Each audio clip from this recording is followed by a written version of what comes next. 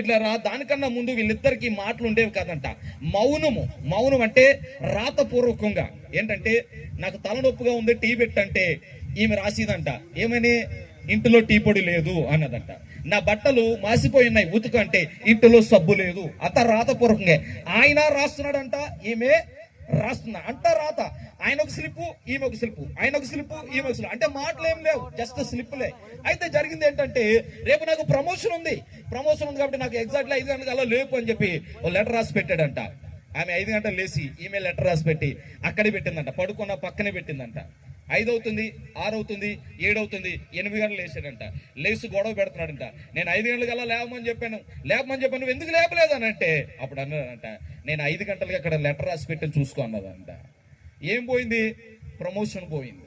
ఏమని చెప్పండి అంటే, నటన జీవితం అనేది మంచిది కాదు, ఒకరి ఎడలో ఒకరు సమ్మతింపబడాలి. ఇందాక దైవజనులు చెప్పినట్టు, బండి వెళ్ళాలంటే బండి వెళ్ళాలంటే ఒకరి మాట అంతే, ఒకరు ఎడమొఖం ఒకరు పెడమొఖం ఉండడం, ఎప్పుడు ఒకేలాగా ఉండాలి, ఐక్యత కలిగి ఉండాలి, ఏక మనసు కలిగి ఉండాలి, ఒకరి మీద ఒకరు ప్రేమ కలిగి ఉండాలి.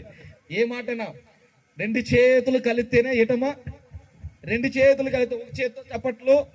చిన్నిపాటి గొడవలు వస్తాయి. ఏ భార్య భర్తల మధ్య గొడవలు రావనే ఉండవు, ఖచ్చితంగా గొడవలు వస్తాయి.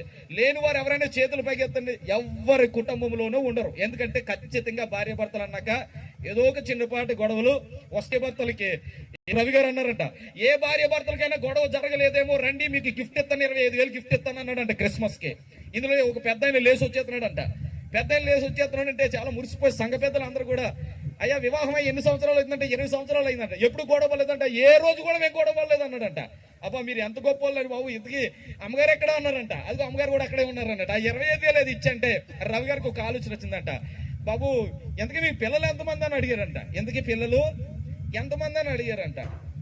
పిల్లలు లేరన్నట. మరి ఎలాగ గొడవ పడలేదంటే ఆవిడ అన్నాడంట, నా భార్యతో నాకు గొడవ వచ్చిందంటే నేను పోయి వరండాలో పడుకుంటాను అన్నాడంట.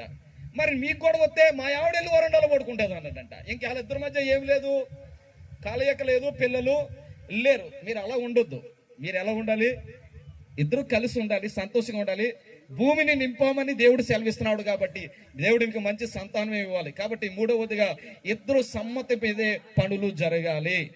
3వ వ్యక్తిని ఎవరిని రానియొద్దు. మీరిద్దరు సంతోషంగా, మీ పిల్లలు సంతోషంగా, కుటుంబం సంతోషంగా ఉండాలని మాట నేను ముగిస్తున్నాను. God bless you.